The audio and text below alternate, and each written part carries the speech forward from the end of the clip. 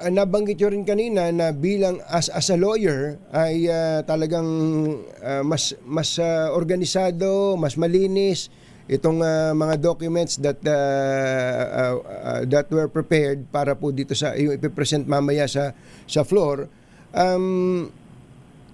Offhand, meron bang sapat na pruweba at least doon sa tinatawag nilang probable cause to bring it to the Senate? Ako, Katunying, I'll have to discuss with my party, pero there are two grounds that really strikes me, no?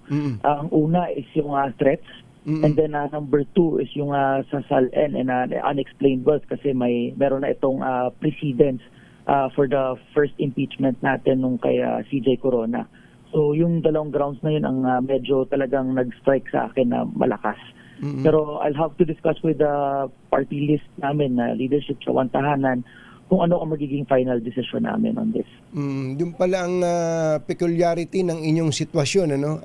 Kung halimbawa meron kayong sariling pananaw but you have to defer to the stand of your party list that you represent, ano?